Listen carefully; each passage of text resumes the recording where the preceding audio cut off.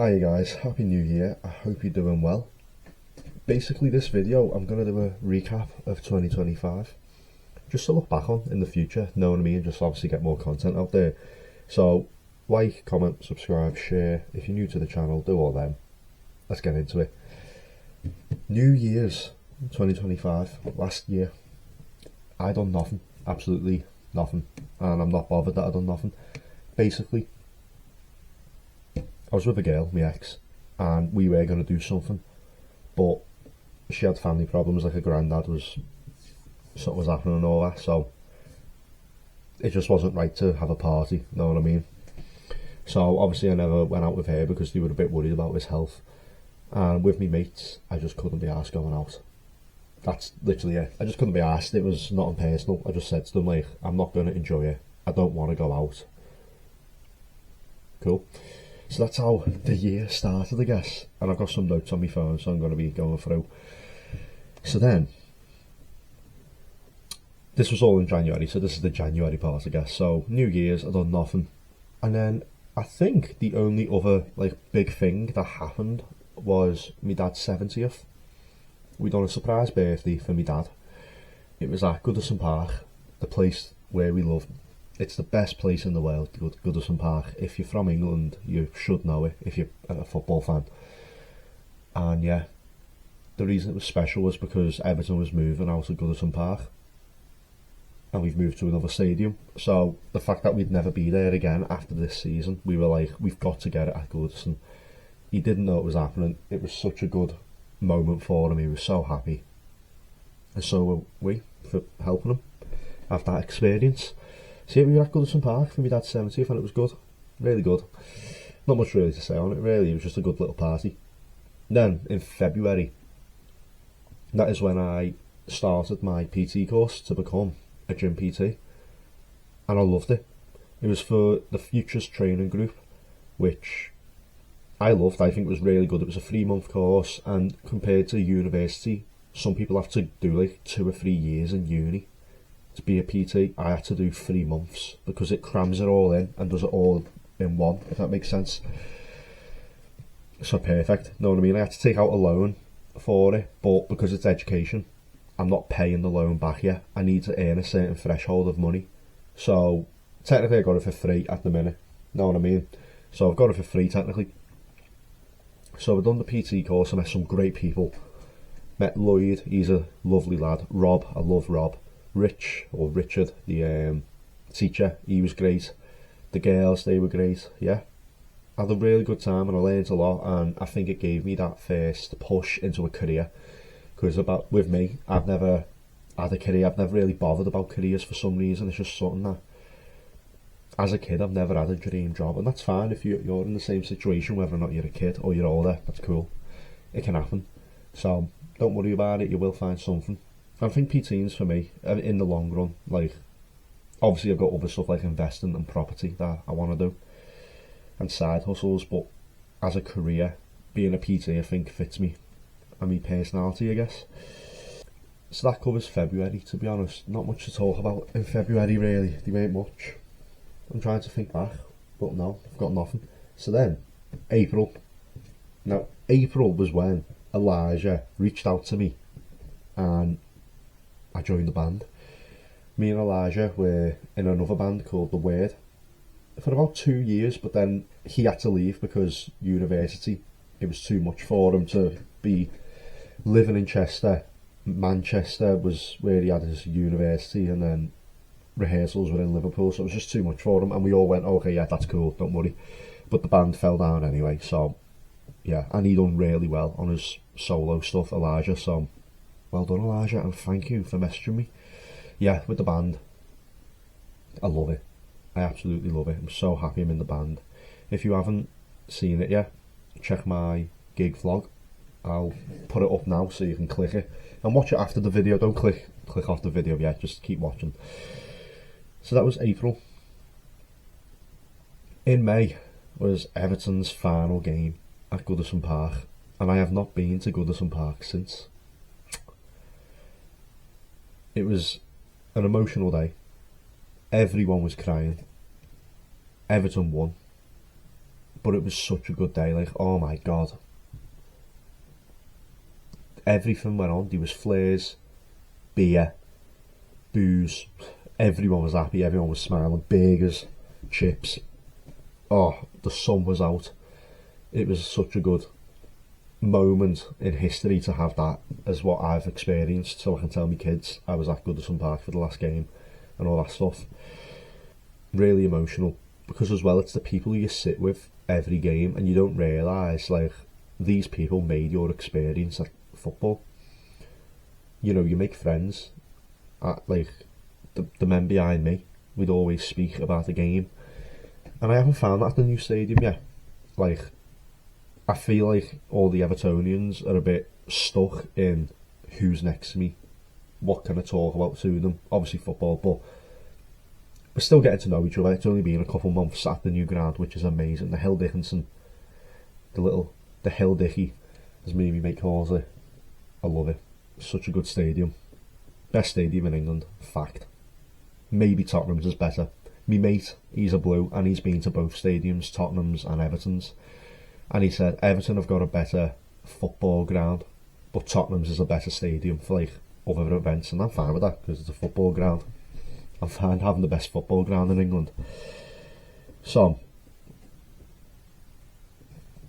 also in May, this is when I started looking into living on a boat and narrow boats, and it was such a weird experience to be on YouTube to find a video of a man living in a van, but it wasn't like the fancy vans. He was a hobo, basically. He was a tramp. His van was a shithole. The wheels were all took off and everything, and he lived in like an industrial plant, basically. I wouldn't live like that. But then I seen a video, and it was a girl in London who lives on a narrowboat. Then my brain was like, oh my god, this is amazing, because the girl who I was with at the time, my ex, she really wanted to move out. So I was like, I can't afford a house, but I can afford a boat. Up here for thinking, down there for dancing, know what I mean? She didn't want to. And I was like, yeah, but we can have our own space, we can have a good time. Like, you know, learn, experience with each other. Like, over a short amount of time, know what I mean? Obviously, don't live on a boat forever. And it would have been perfect for both of us because we both work in town and we could live on the docks. But I was like, you know what, I want to live on a boat. And I said to her, like, I really want to live on a boat, so I might do it one day, but like, not by myself, but you know, like situations, or buy a boat and experience it.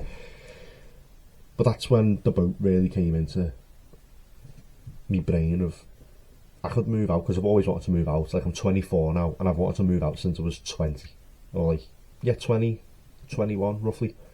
So obviously with jobs, I can't just move out. I need a better job, I need more savings, I need a better income, more investments. But that's fine, because I will get there. And after America, if it goes to plan, I could buy a boat, which will just be like insane, living on a boat. So after the boat and that lifestyle, it was June. In June, I went on holiday with my ex. It feels like I'm talking a lot about my ex here, but it's just because I was with her and we'd done a lot of stuff together. We went to Salou in Spain, and it was a lovely holiday. First time away with a partner, so it was a bit different, the dynamics, know what I mean? Normally I'm with my family or with me mates, like a lad's holiday.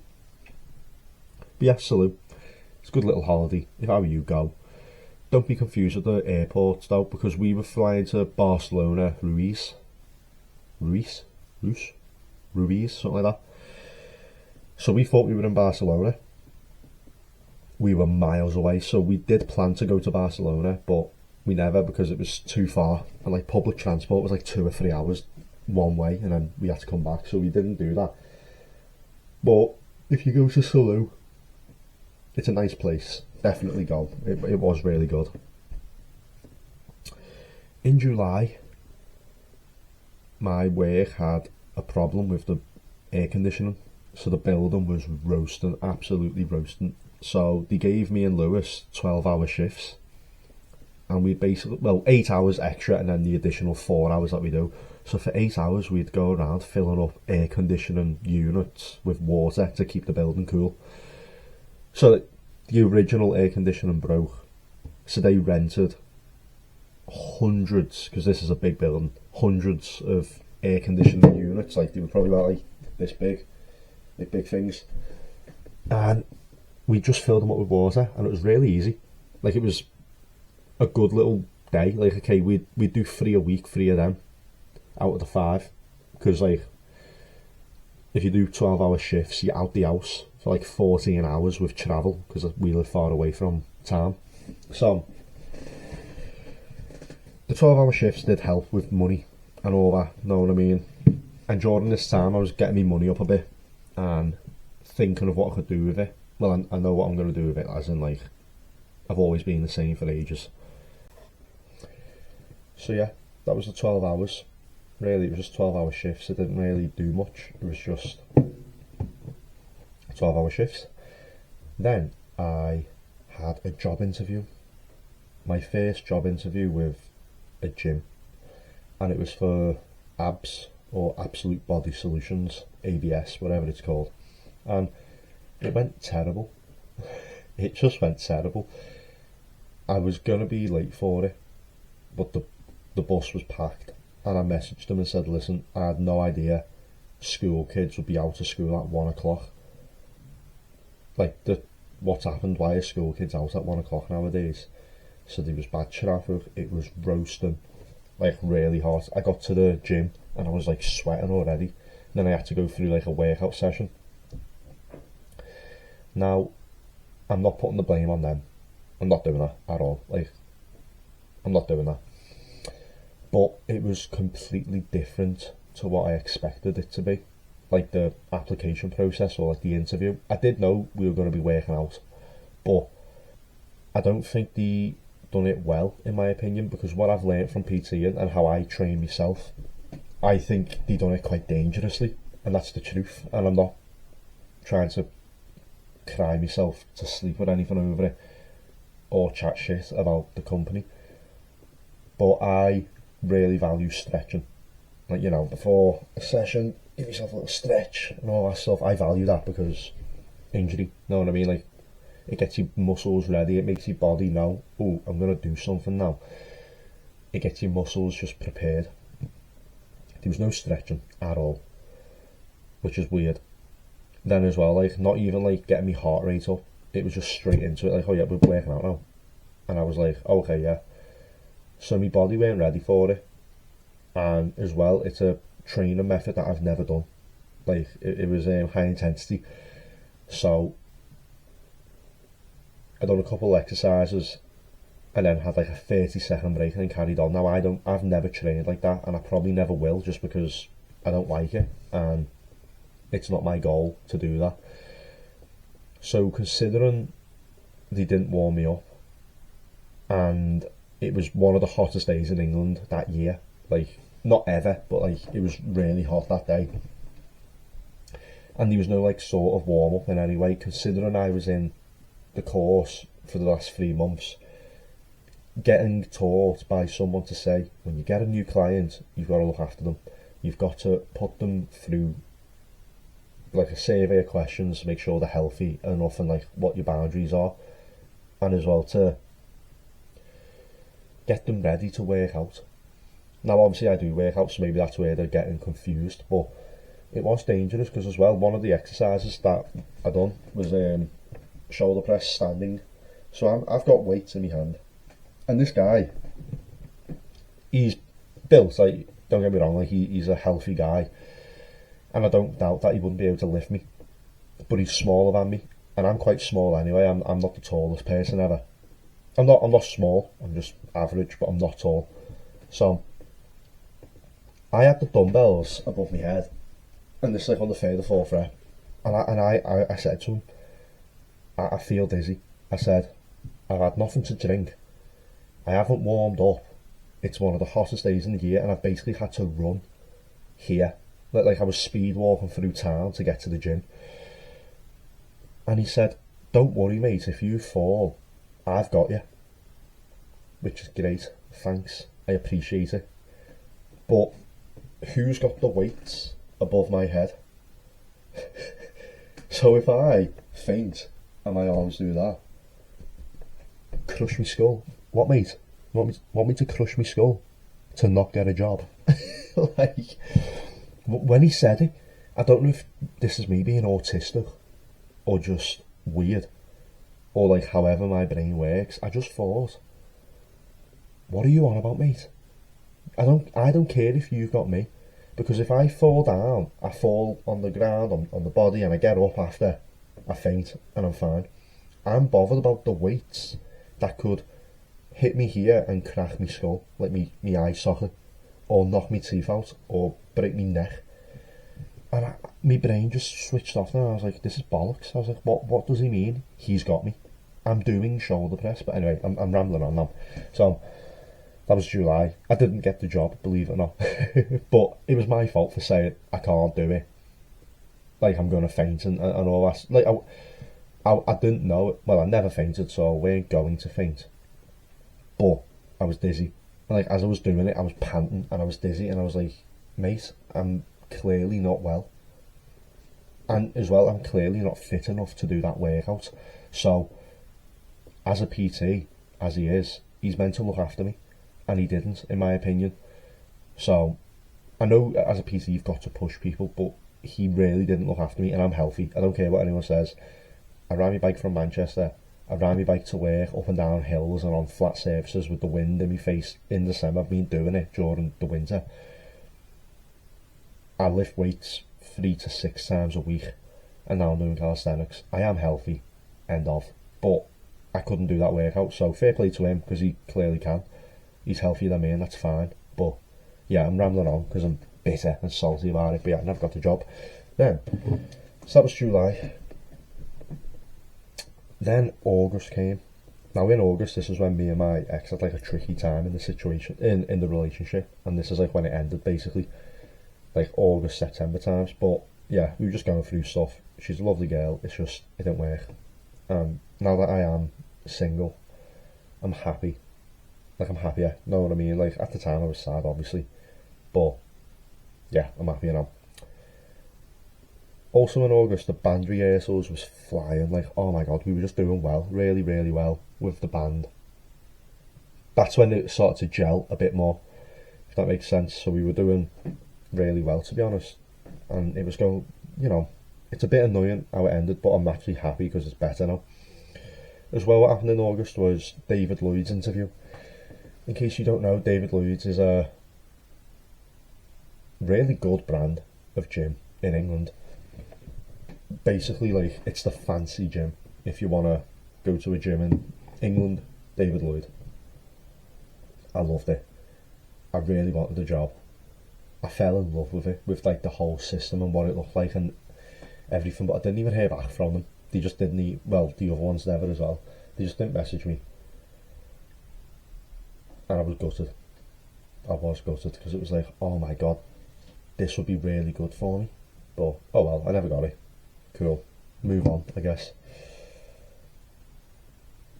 September. It was my birthday. First thing in September, it was my birthday. I had a good day. My ex-girlfriend treated me to a nice day out. It was really nice. Can't complain. Then we broke up. Sorry. Then, I've put this down, even though it's not important, but the bathroom finally got done. Oh my god. My mother, I love her, but oh my god, this bathroom took the piss. You don't understand. It took forever for it to pick tiles. Then the plumber was quite shit. The tiler, big up the tiler, he was boss. But the plumber was a dickhead. Don't like him. But the bathroom got done. I'm not going to go into it, but it just took forever. And my mum was like picking tiles for about 7 months, 6, 5 months, a long time. As well, I started this YouTube channel. I never started it, But that's when I started uploading consistently. And I love it. I absolutely love it. Like, oh my god. I'm just talking to camera right now. About 10 people might see this video. But I don't care. I'm enjoying it. It's made me a lot more confident. It's given me a lot more to think about and to push for, you know what I mean? When I am bored, sat in my house with nothing to do, it makes me think, oh, let's do something productive that could... It's a stepping stone. Each video is like a little stepping stone, and if it become big one day or recognisable, then I'm happy. Then October lands, and that is when Camp Leaders became a thing for me. I applied.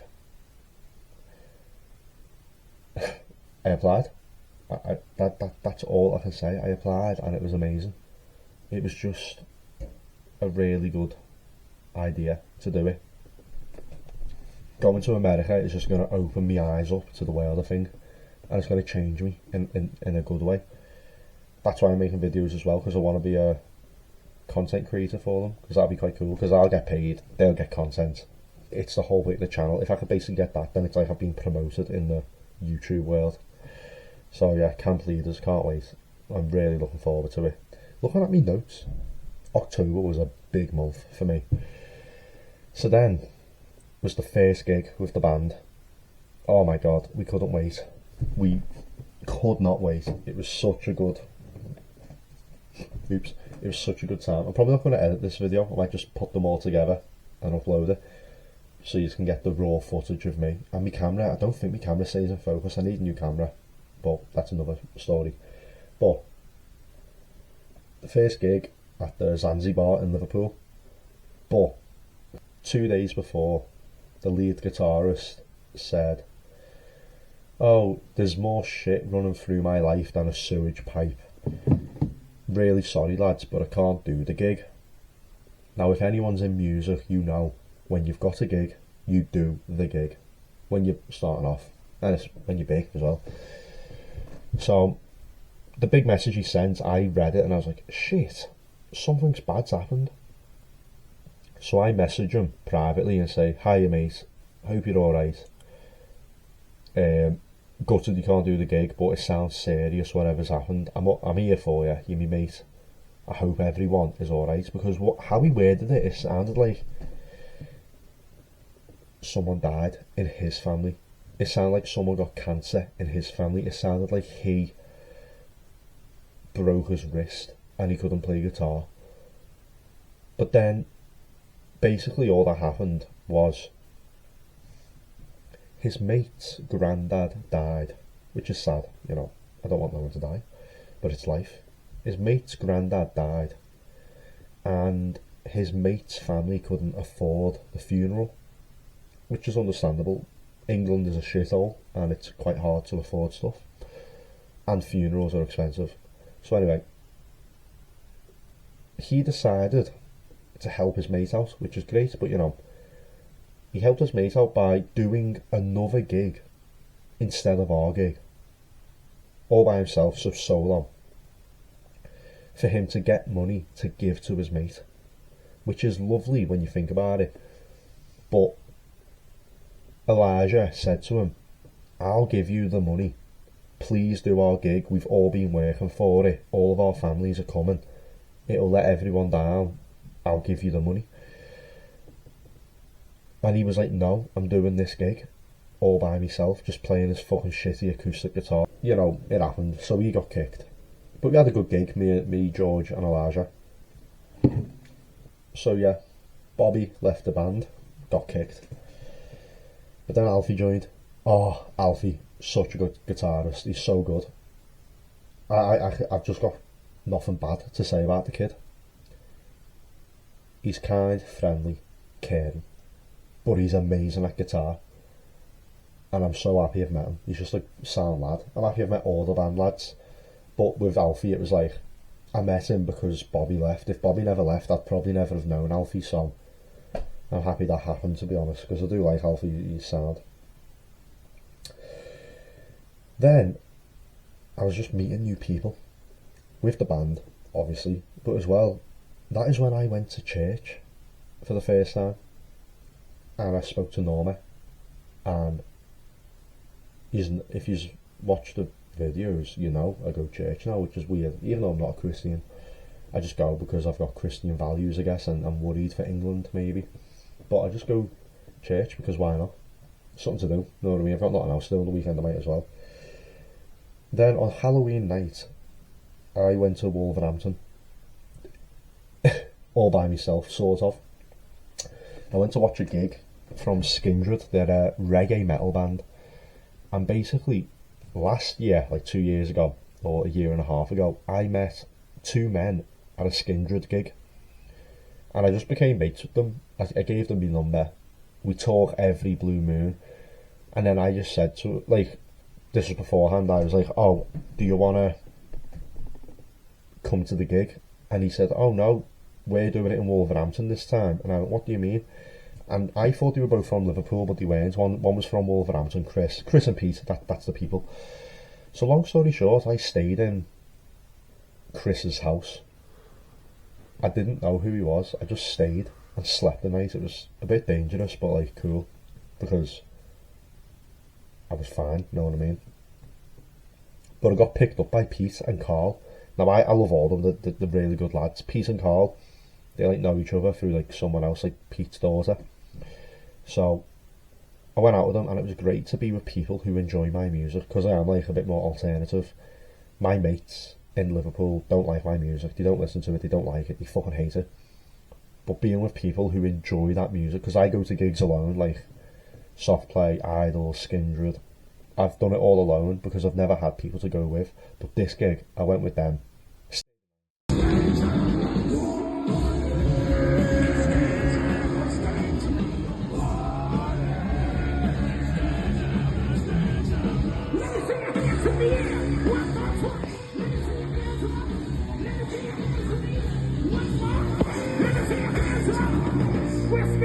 Jacket on, so I was running around banging into people dressed as the mask. It was quite funny. I'll try and put a video up if I can, get off my phone and put it in the video, but I'm knackered. I'm not going to edit that out. I'm just going to get this video uploaded for tomorrow. So that was October, quite a big filled month. Then for November, it was my mum's birthday, and we didn't really do much. It was just like a birthday, you know what I mean? Like, we gave her a stuff, we went out for a meal. So it was my mum's birthday. As well, we had the first Manchester gig. Oh my god, it was amazing. It was just so good. Like, oh my god. Gigging away from where you live is so good. Like, I just enjoyed it. Being out of Liverpool doing a gig, it makes you feel like you're moving forward. If that makes sense. It just makes you feel like, oh, we're going somewhere with this. So I absolutely loved it. As well, I can't say it properly. Iroquois Springs. I think that's how you say it. Iroquois Springs. I got placed in a camp. So I'm going to New York. Can't wait. I'll put this video as well in the description, or let it pop up now, so you can click that. It was great. The interview with Lindsay was amazing. I can't wait to meet her actually. I want to be best mates with Lindsay. She's a lovely lady. Yeah, that was November, not much happened. And then December, I had the Jacaranda gig, which I've got the video for. But it was quite a shit month. I was drinking so much the last month and a half, basically. And it's just because, like, socialising with mates, which I don't... Last year I didn't really do. Didn't really socialise much in 2025 with my mates. It was only, like, the band really that I seen mostly, and then Lewis and work. But I was drinking a lot. I hate drinking. I love it, but I hate it.